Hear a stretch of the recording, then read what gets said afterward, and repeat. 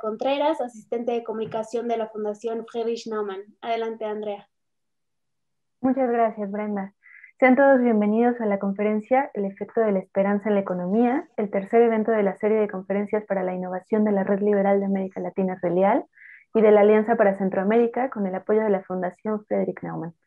Quiero darle la palabra y la bienvenida a Berta Pantoja, presidenta de la Red Liberal de América Latina, y a Elizabeth Mailer, directora de proyectos para Centroamérica de la Fundación Friedrich Naumann para la Libertad. Les cedo la palabra. Buenos días a todos, muchas gracias por acompañarnos. Cuando uno piensa en la obra de una historiadora, de un economista, no pensamos normalmente en innovación. No es lo que viene a nuestra cabeza, pero asociamos siempre en la palabra innovación con futuro, con lo que viene. Y sin embargo, yo creo que sería importante, y por eso es tan importante ahora tener a Deirdre con nosotros, que se requieren condiciones para la innovación. Y a lo largo de toda la obra de Deirdre podemos ver el despegue cómo se dio el despegue de la economía mundial, en los momentos específicos de la historia en que hemos dado esos grandes saltos y cómo la apuesta por la libertad ha sido fundamental en este crecimiento y en este desarrollo que hemos alcanzado. Yo no quiero extenderme mucho porque todos lo que queremos es oírla a ella. Solo quiero decir que a mí su último libro de ¿Por qué el liberalismo funciona? Me dejó una agradable sensación de optimismo y de que estamos en el camino correcto. Nos honra muchísimo, Deirdre, que hayas aceptado acompañarnos. Yo les anuncio a Relial, a todos nuestros compañeros, que Deirdre va a ser este año el premio Una vida por la libertad de Caminos de la Libertad, y que aceptó acompañarnos en la asamblea de Relial el día 12, así es que espero que sea algo más para que se animen a venir. Deirdre, muchísimas gracias. Agustín, mil gracias también a ti por aceptar acompañarnos. Muchas gracias a Elizabeth por su trabajo, a Sigrid Herzog por su apoyo, a Silvia Mercado, a Brenda Rodríguez y a Annelisa Artigas por su ayuda. Y bueno, gracias a todos. Muy buenos días, es un gran gusto para mí poderles dar la más cordial bienvenida en nombre de la Fundación Friedrich Naumann y la Alianza para Centroamérica a esta siguiente edición de las 5 propuestas para la innovación, un proyecto de Relial y la Alianza para Centroamérica precisamente en el sentido de encontrar propuestas innovadoras para reactivar el futuro, mirar hacia el futuro, y qué gran inspiración y qué gran honor contar hoy con la presencia de Deirdre McCloskey. Muchísimas gracias, Deirdre, por aceptar nuestra invitación.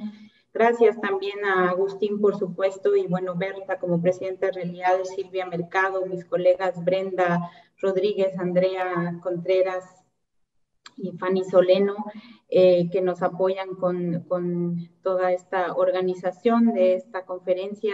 Espero disfruten mucho esta edición de las 5 propuestas para la innovación. Bienvenidos, gracias. Ahora es un honor para mí presentarles a nuestra invitada estrella del día de hoy, la economista y profesora estadounidense Deirdre McCloskey. Ella se define a sí misma como aristotélica, feminista, episcopal, cuantitativa, posmoderna, defensora del libre mercado. Ha escrito 20 libros y cerca de 400 artículos de teoría económica, historia económica, filosofía, teoría estadística, feminismo, ética y derecho. Hoy día es profesora distinguida de economía, historia, inglés y comunicación de la Universidad de Illinois. Les presento también a nuestro excelente moderador, Agustín Echevarne. Agustín ha sido profesor de la UBA y la SAD y actualmente enseña en la Universidad de Belgrano. Es especialista en desarrollo económico, comercialización estratégica y mercados internacionales. Es fundador del Foro Republicano y actualmente es director general de Libertad y Progreso. Adelante, Agustín. Bueno, muchas gracias a ti y a Berta y también a la Fundación Naumann y a Relial, que hacen posible estos encuentros. Para mí es un honor enorme poder estar conversando con Deirdre. Yo empecé a estudiar economía en su momento con microeconomía, con The Applied Theory of Prices, ¿no? En sus libros. De ahí hemos visto he leído algunos de los libros y por supuesto me falta un montón, porque son más de 14 libros que ha tenido. Y la verdad es que cuando repasaba un poco todo este tema, la cantidad de preguntas que nos van surgiendo son enormes. Así es que voy a empezar simplemente con una primera, pero seguramente luego también en el público va a tener la oportunidad de hacer sus preguntas. El tema que nos toca es esto de la esperanza en la economía. ¿Cuáles son estas razones para el optimismo, ¿no? Como lo diría en su momento Matt Ridley, el optimismo racional? ¿Cuáles son los motivos racionales para ser optimista en un mundo donde mucha gente habla de las cosas negativas? Pero me gustaría, Deirdre, si puedes hablarlo también, pensando que nuestra audiencia en gran medida es latinoamericana. Y en América Latina tenemos algo que es tremendo, que los países a los que mejor yo soy argentino, pero no solo Argentina, sino también otros países que les ha ido bien y que llegaron a estar al borde de ser países desarrollados como Venezuela o Cuba, en algún momento decidimos de alguna manera cometer un suicidio social y desandar todo lo andado e ir para atrás. Y me interesa mucho esta pregunta en el caso tuyo, sobre todo sabiendo que, si mal no recuerdo, vienes también con un pasado de haber sido marxista.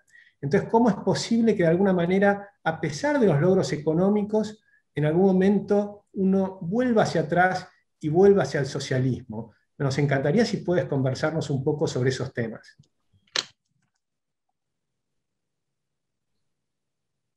Shall I start? Yes, please. The speech which I'll give is very short, but of course you've heard professors say that before. But it's on hope, esperanza, in the economy. Now I'm a Christian. I'm an Anglican, and the great statement by St. Paul is the three so-called Christian virtues are supposed to be faith, hope, and love. And love is the greatest of these. And those three virtues were kind of added on to the four cardinal virtues in the classical thinking of Greece and Rome, namely prudence, temperance, courage, and justice. So you add those three, faith, hope, and love, add those on top of those, and you have a reasonably complete philosophical psychology. These virtues, in one form or another, are praised in all cultures, from Confucian China to Hindu, South Asia, to the tales of the Indians, of Indios of the plains in the United States. They're praised in the movies. They're praised in our gossip and conversation, each of these virtues. And hope is among them. Now, hope,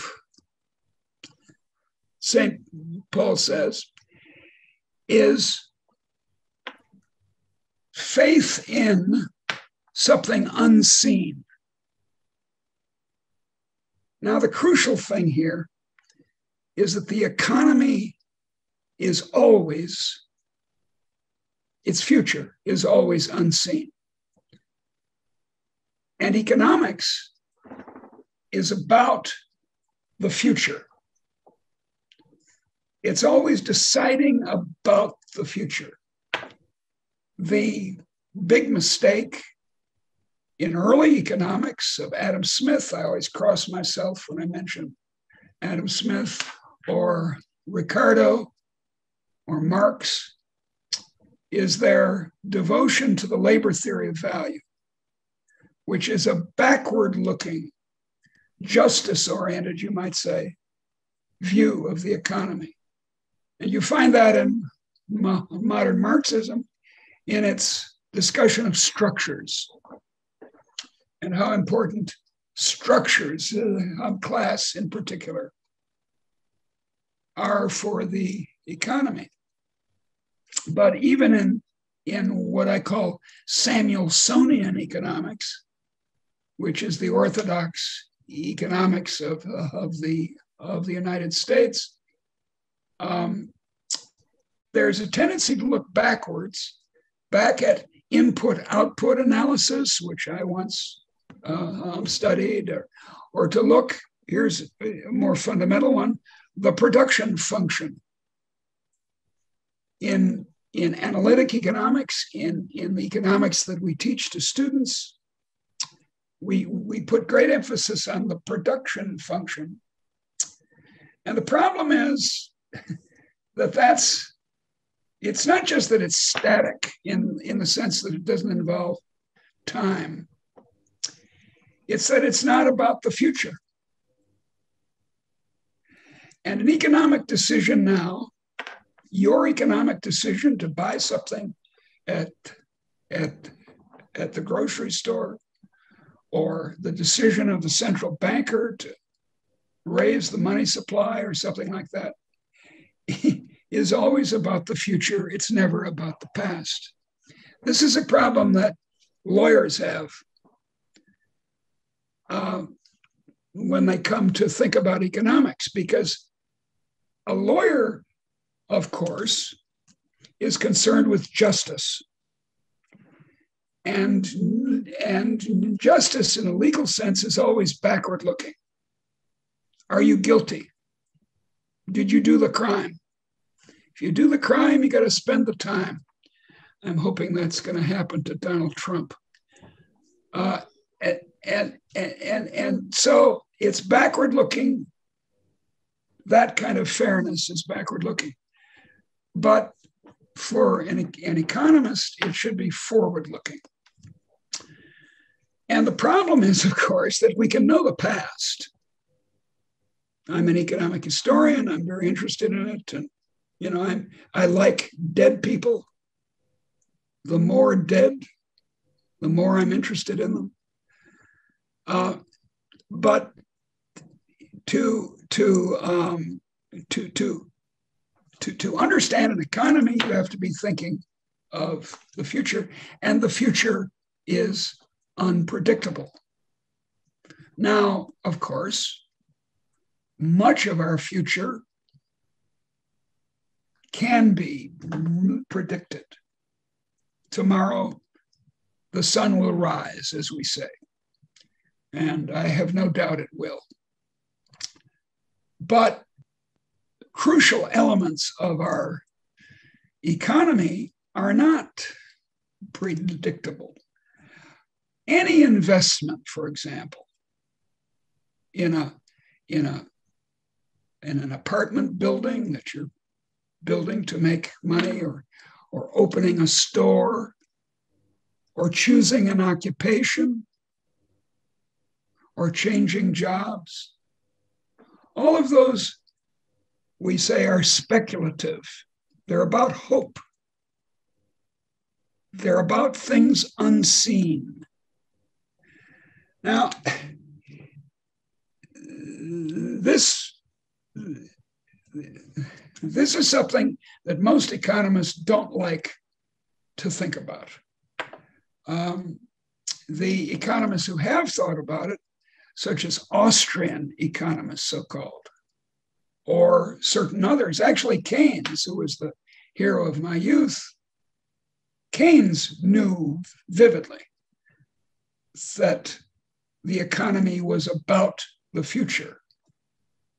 And yet he imposed a macroeconomics, which was mainly about structure, things like the consumption function. One of the early important contributions of Milton Friedman was his great book, probably his best book, called A Theory of the Consumption Function, which essentially pointed out that the consumption function is not something static, structural about the past. It's a decision that people make over the life cycle, for example. So hope is fundamental to economic analysis.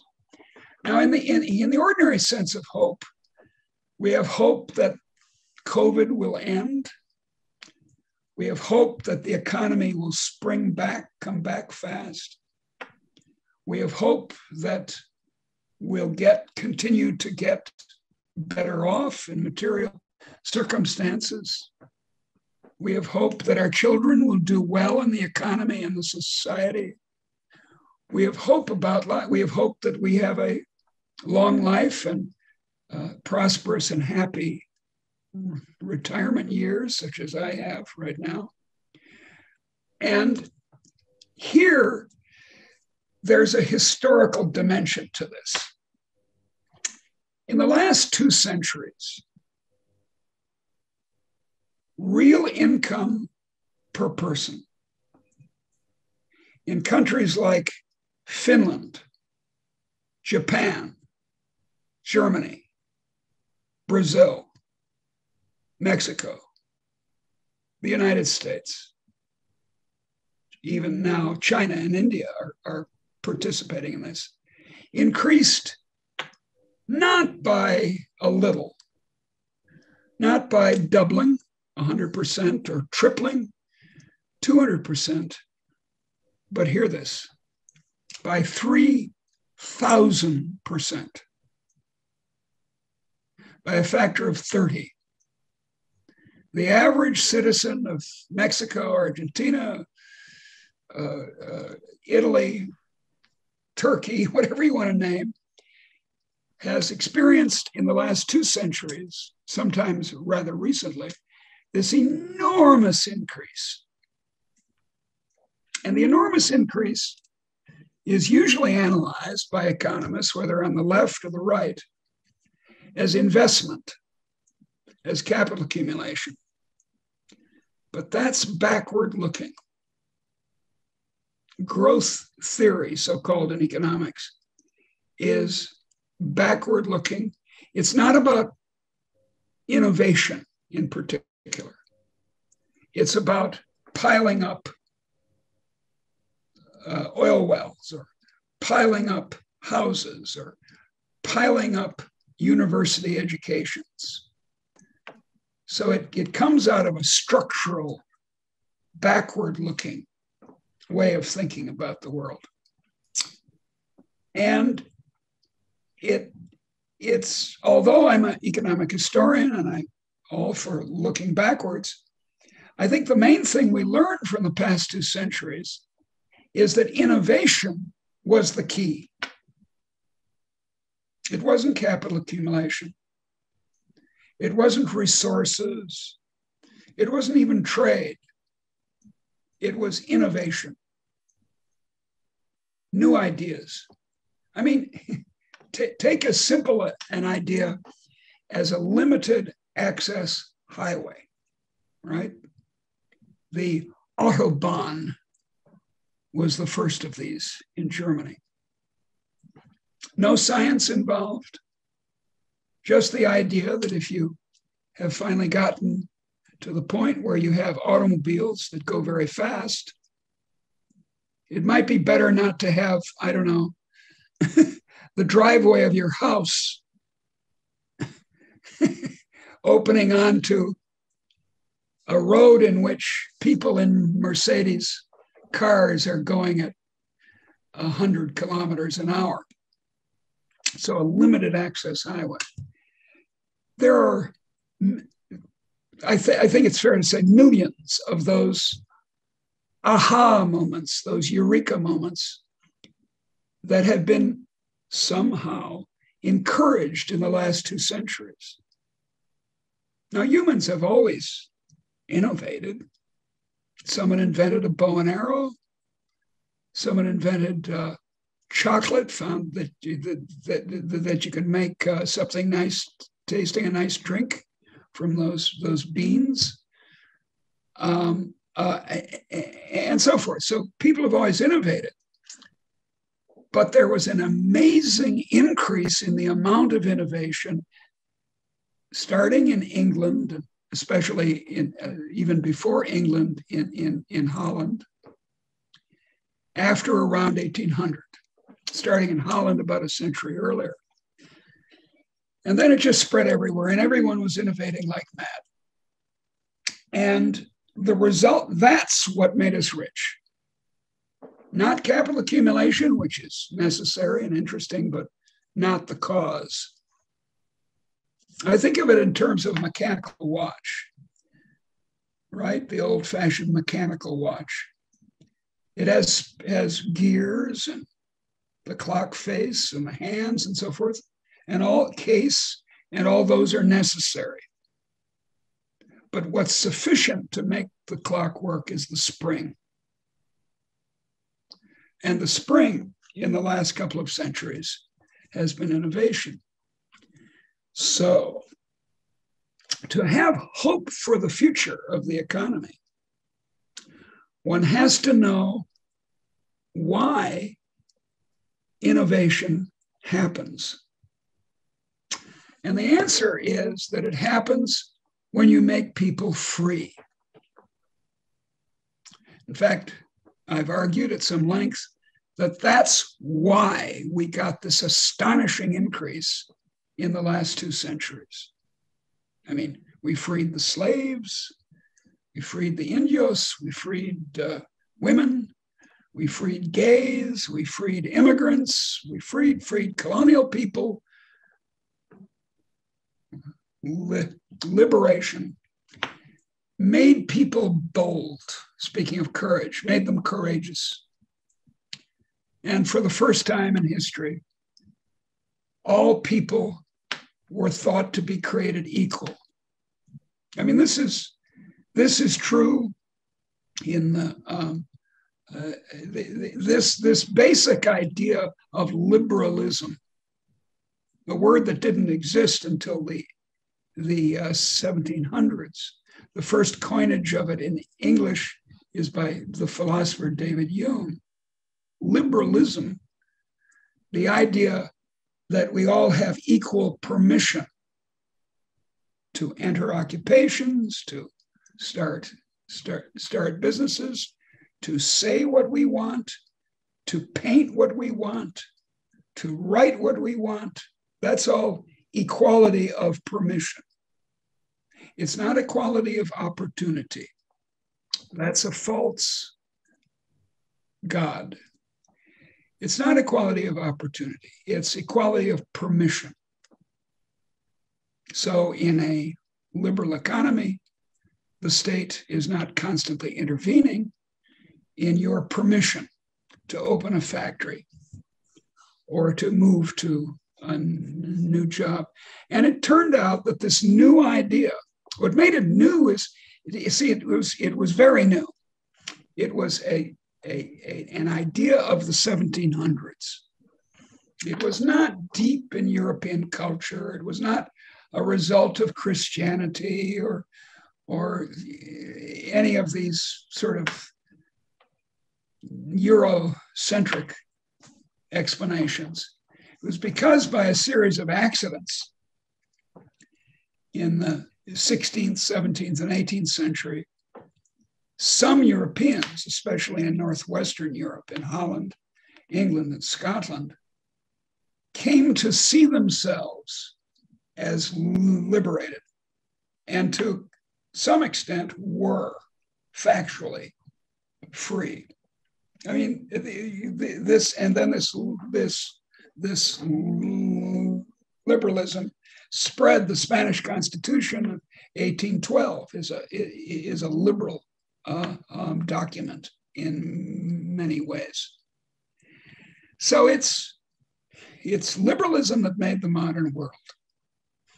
And if we don't suppress it, it will continue to result in innovation. The modern fashion, I hope it's not true in your country, but it's certainly true in mine, the modern fashion for what's it called? Industrial planning, where you'll have people you'll have people in the capital deciding on what innovation shall take place, is a particularly foolish violation of economic thinking. The economy is about the future. The economy is very hard to predict. Who knows better whether the investment in this grocery store, this very grocery store, is intelligent to do than the person on the scene? Why would it seem plausible that bureaucracy in the country's capital, staffed by people with no local knowledge, as Hayek put it, would be better at deciding innovation in the economy, what we're going to try out? I have a friend who's in marketing, and she's told me, this is very remarkable. She's working now on a project on dog treats, little bones or something that you give to your dog. She's now recorded new dog treats this year, new ones, not the old ones, but the new ones, in the number of, now hear this, 1,700. 1,700 new dog treats. Wow. Now, this is almost insane. This is almost crazy, but it's the kind of innovism. It's the kind of ideology of innovation that characterizes lots of countries that are even moderately free in their economies. People are coming up with new ideas, hoping to make some money, and it's often not just money, it's honor. The glory of a new app on your phone. You know, you can make millions of dollars if you get an app that people like. So trying out things is the big, now understand, the permission to try out things, considering the grave uncertainty of the future. Excellent. Trial and error is the way an innovative economy works. And you could say that this thing we call capitalism, which I prefer to call innovism because the word capitalism is so misleading, but innovism, you could also call it trial and error-ism. You open a restaurant with your mole and so forth, and it's no good. No one comes. So those resources are released to go to the hope of some other entrepreneur. So I'll simply conclude by making, against my own principles, two economic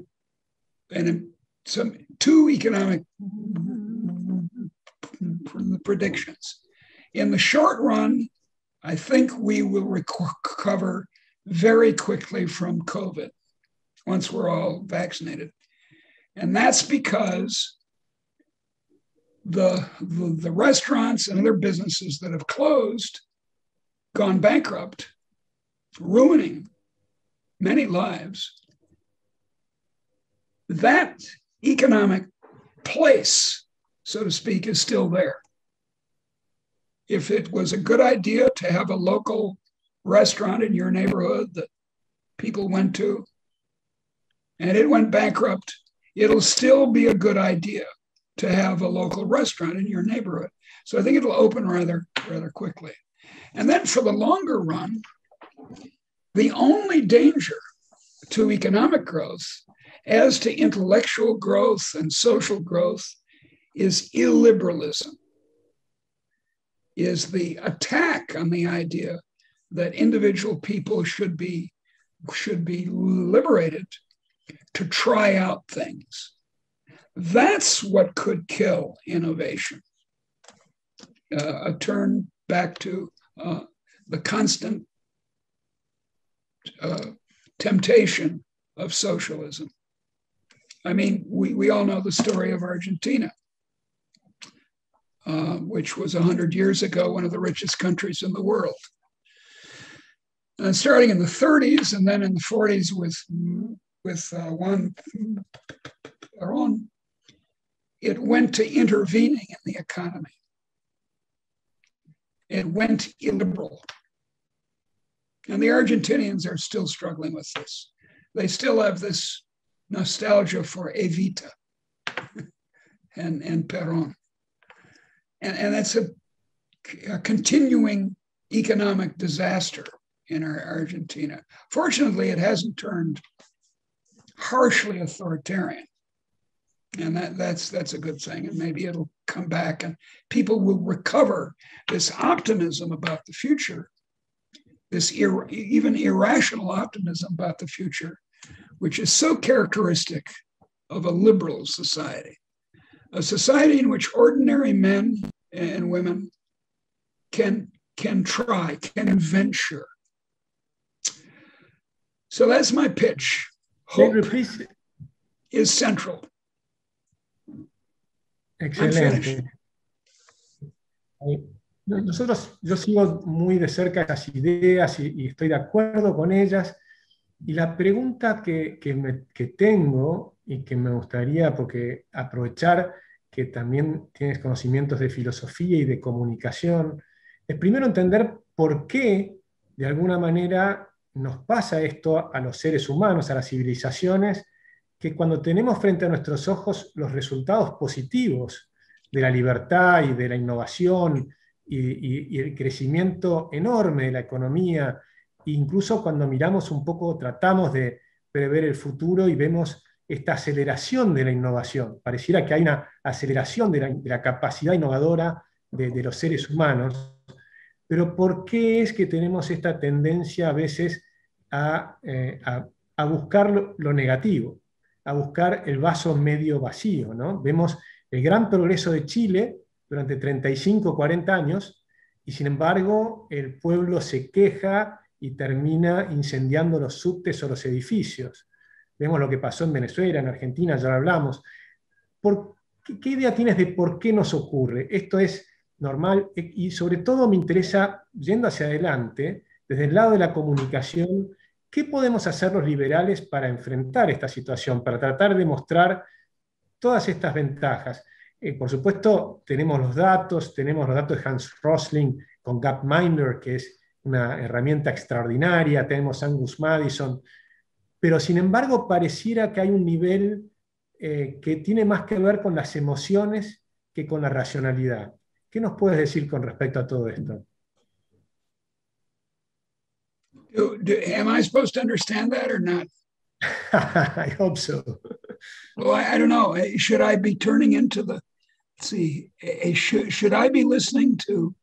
I'm sorry, you were listening to me in Spanish? Yeah, interpretation. Should I press on that? Yes. Yeah. And then I get English. Yes. Should I press on English or Spanish? English. Okay. So I didn't hear your question, dear. Can you ask it in English? Yeah, no, the idea is that if you, we agree on about your view about the optimism that you can gather from the information about the past, no? Like the history, and then the rational optimism, and you can see even that the innovation is somewhat accelerating, no? Like Ray it is. In the singularity is near, that he says that he's coming faster and faster, and we can see all these achievements of the world that have been so amazing. But how come that in our countries, in Venezuela, in Argentina, in Chile, after 30 years of an amazing growth, the people doesn't see it, and at some point I mean, obviously, I'm not the person to answer that. But I ask it all the time. I do know Chile a good deal, and the kind of basic guilt that Chilean liberals feel that their ideas were imposed by a dictatorship, and that's always haunted Chile over the last 30 or 40 years. But come on, in my country too, and in all countries, people forget what made their situation good. An odd example, not on the economic point, is feminism. I'm old enough that I remember very well how women were treated in the United States and elsewhere in 1950. My mother could not have a bank account on her own. Her husband had to sign for it, right? Now that's all changed. But young women tend not to realize how much they've gained from the efforts of their grandmothers and their mothers, if you see what I mean. And the same is true in the economy, I suppose. Look, here's one of the problems. Socialism is tempting. Look, we all grow up in families, and families are socialist enterprises. So a kind of naive, view of a teenager, such as I was when I was a socialist, is that, oh, well, we ought to have a national family. Now, of course, it doesn't work in what Hayek called the Great Society. It works among friends. It works in a family. So I don't understand. Venezuela is a particularly shocking case. There it happened quickly. One of, if not the richest country in Latin America. And do you have any idea of how can we change this? Maybe your own experience, how did you change from being a Marxist or a socialist into coming to see the things in a different way? Yeah, in a very different way, although I still know more of the Marxist songs than many of my Marxist friends. I was a folk singer, I'd play the guitar, kind of play it, not very well, and sing labor songs and Los Cuatros Generales, blah, blah.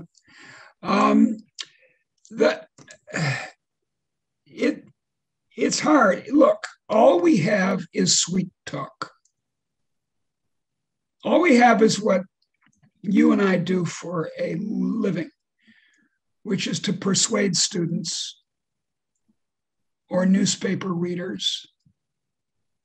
I mean, there's no other trick. We can't, pass a law that you must be a liberal. That's not only stupid and would be ineffective, but it's also fundamentally contrary to liberalism. And that's my other question that I always have. Why is that? But probably this is something that you have already said. That why is that Piketty, for instance, is so famous? No, with those books that are boring in a way. I completely agree. Look, I did a review of his first book at some length. It's about a 50-page review. I used to review us about like 50 pages. And I was very polite because I don't think he's a bad man or is a hypocrite or something. I think he believes this stuff. But his view of the economy is very much this backward-looking view that I was pointing to, not about hope. It's all about mechanism. And we're caught in this alleged machine. Now, there are all kinds of ways that his book is wrong. But people want to believe this story. They want to believe that well, for example, we all know this.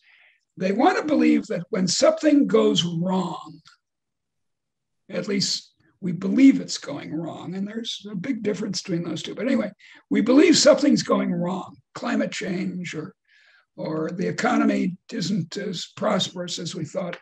We want a villain. We want a bad person, to blame. And so it's those damn capitalists, they're to blame. And he makes the kind of absurd argument that it's essential. What he is essentially arguing is that it's the taking of interest that causes the problem. There was this English anthropologist who died a few years ago. What was his name? He said Debt the First 4,000 Years was his book. Another big book that became very popular on the left. And again, his claim was that it's the taking of interest that is evil. And this that's the original sin of capitalism. And the other big thing is the inequality, right? And but as I say in my review, he didn't measure inequality correctly. And he didn't find that actually most countries were getting more unequal. In any case, are the football players who earn millions? Is there something wrong there? This is Robert Nozick's old point. If I pay voluntarily to see some great soccer player, he gets rich. I don't complain. I pay the money to see him. So there a great deal of the inequality of the economy either is from some unusual skill, like being able to sing well, Frank Sinatra or something, or it's a signal, an absolutely necessary signal from the economy, so to speak, make more brain surgeons. Brain surgeons are paid more than janitors because the economy wants more brain surgeons to be made. And if we say, no, that's unfair, we're going to pay brain surgeons the same as janitors, we won't get the correct amount of brain surgeons or janitors for that matter. So the whole thing, all this talk of inequality is largely silly. But it's a very attractive issue in politics, not to tax. Of course it is. Of course it is. You tax the rich and you can fix all exactly. the problems. Jeff Bezos makes billions. Oh, that's terrible. Oh, I hate Jeff Bezos. Put him in jail. Hang him from the lamppost. And the other point I make in the review is that if you imposed egalitarianism, it wouldn't save the poor. And to understand that, you have to understand how big growth has been in the last 2 centuries. If it was a doubling, then maybe stealing from the billionaires and giving it to poor people would really be good. But the trouble is that it's 3,000%.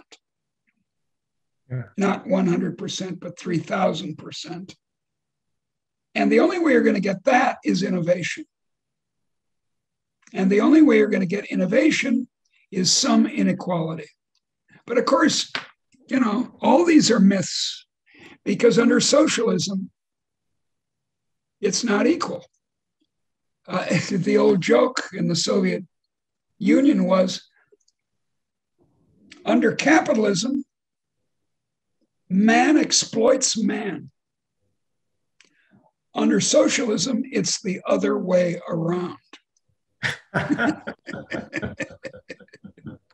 and it was the case in the Soviet Union. If you were a high member of the Communist Party, you had a nice vacation spot in the Black Sea and a dacha outside of Moscow and an apartment in Moscow. and an automobile. And if you were not, even the prison camps, even the Gulag was graded by where you were in the Communist Party. Lots of high Communist Party officials were put in prison camps, but they were very nice. If you were just an ordinary Russian, not even a member of the Communist Party, when you went to prison, it was really, really bad. So this whole idea of, the whole inequality thing is kind of stupid, because if you let this 3,000% work, then the ordinary person is so much better off that real comfort is equal between the rich and the poor. Look, Jeff Bezos could easily have 6 yachts, 100-foot yachts if he wanted. So what? I don't want to be out on the ocean. I'm perfectly happy in my apartment in Chicago. I got enough to eat. I can go to my club and have nice lunch. I have 3,000 books. And I'm just an ordinary person. I'm not a multi-billionaire. So, whereas in 1800, there was a big difference between the health, for example, of rich people and poor people. Now, much less. There's a big problem in measurement of the... There is, for example, one thing that people neglect to measure, and it's very foolish, it's pretty obvious you need to, are transfers in kind, especially housing subsidies, food subsidies to the poor. Those have to be included in the income of the poor, or you're not doing it correctly. And if you do that correctly, inequality in the United States has decreased in the last 30 years. It's actually fallen. So, the whole thing is kind of made out of paper. It's maddening. Whereas what we need to focus on is the big issue of having a free society in which people can venture. They can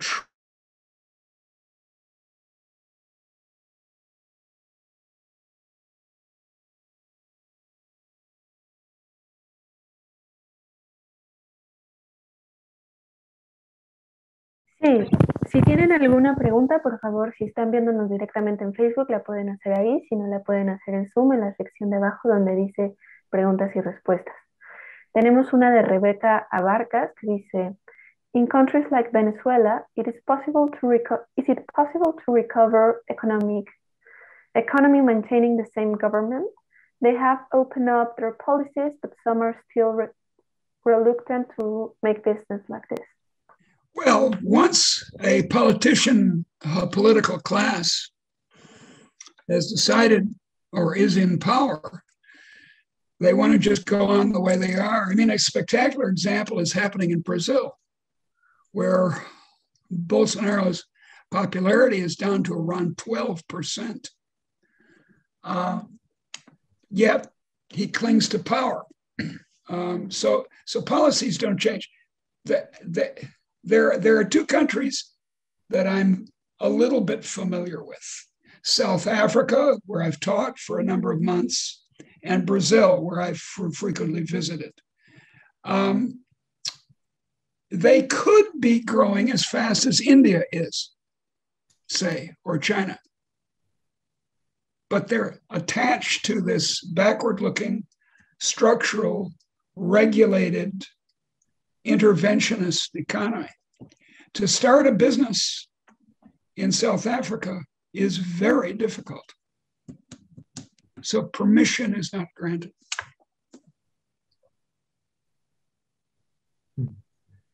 Here I see another question is about women in the libertarian movement. How can we attract more women to the libertarian movement? I would like to know. I've just gone on the board of Lola, Ladies of Liberty, which is a Latin American basically. And they don't have any members in Europe, which is very odd. But it's only about 5 years old. And so we're trying to change that. I don't know why that is.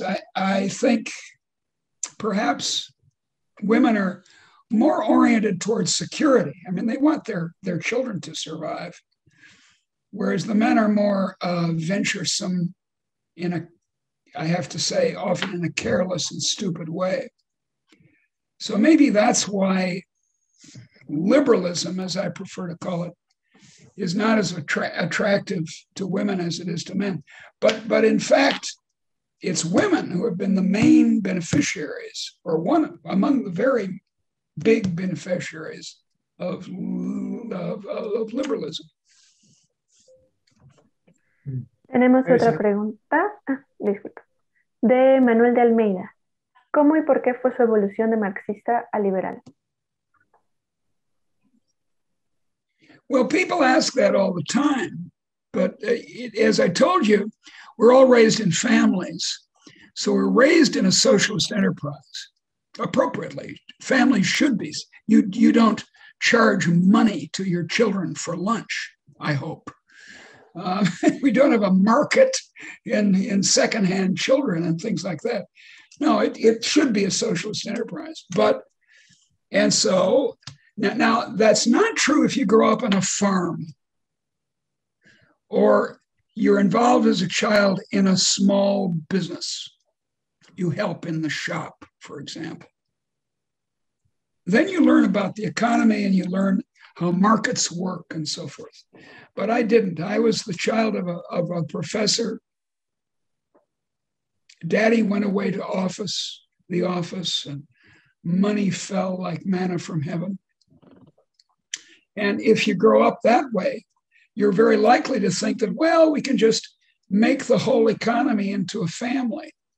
So that's how I started. But then I started to study economics, and I was still in socialism because I was a Keynesian.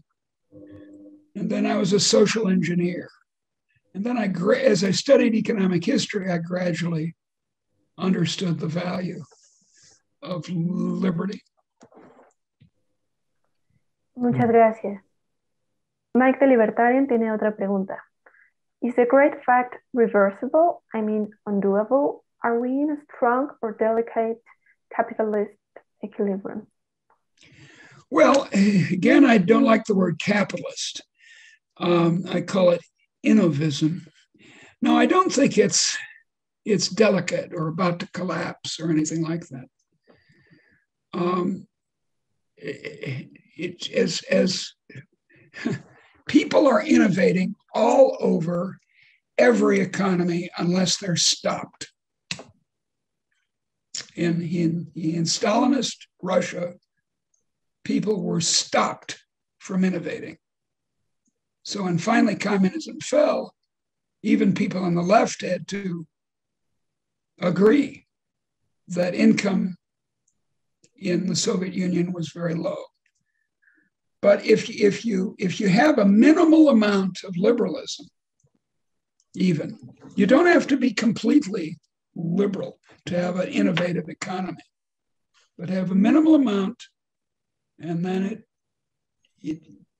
it continues to grow. It's not precarious. I have friends. Look, it's much more popular to write pessimistic books. If I just wanted to make money, I would say, oh, the sky is falling. The end of the world is near. And I would sell hundreds of thousands of copies. Friends of mine have. But I just don't think it's true. I don't think it's precarious. Bueno, creo que aunque tenemos otras preguntas en el chat muy interesantes, tenemos que dar cierre y le cedo la palabra a Siegfried Herzog, director de la Fundación Friedrich Naumann para Latinoamérica, para que dé unas palabras de cierre. Thank you very much, Brenda, and thank you very much, Professor McCloskey and Professor Augustin Echebani. We have heard a fascinating interaction about the role of hope in the economy. I'll try to summarize the key things that I've learned from it. Maybe they'll be wrong, but what I take away is first that hope is really an integral part of the key human virtues that basically animate all societies. And what I haven't figured out or understood until now is that the same impulse, hope, faith in the unseen, is a key driver, is a key factor in the economy, that all our economic decisions are indeed expressions of hope, a faith in the future, faith in the unseen. But at the same time, as we know, the future is uncertain and people hate uncertainty. So this makes us nervous. It makes even economists nervous. And this probably explains why we tend to look for security in looking backwards, in looking at structures to somehow have a more firm basis in explaining or in thinking why this will work out. I think that's right. But that blinds us to the fact that, as you said, innovation is really the key driver of the economy, and that trial and error is what enabled the economy to grow once we were allowed, and once everybody was basically allowed to hope, to dream, to try, the freedom to do so for all. So in that sense, the pursuit of happiness is probably one of the greatest expressions of this in the American Declaration of Independence, and we tend to overlook how important that has been, and that unleashing of creativity and hope drove the enrichment of the last 200 years, the great enrichment, as you call it. Yes. And lastly, we discussed a little bit that people somehow fail to understand this fully or forget the role that this liberation has played. One is that we like to have villains. We like to have, since we don't like uncertainty, we prefer a narrative, something that explains the world to us. And we don't like to be at the mercy of just, some things have worked and some things haven't worked without a moral argument behind it. It's terrifying us because it's a loss of control. So this instinct of security, this instinct of wanting to have some control is probably the big thing behind this problem of illiberalism that we're facing and that threatens I think you're right. And do the things. I hope I summarized your thinking on this correctly, Professor McCloskey. Well, you extended my thinking because you emphasized what I think is correct, this need for security. Right.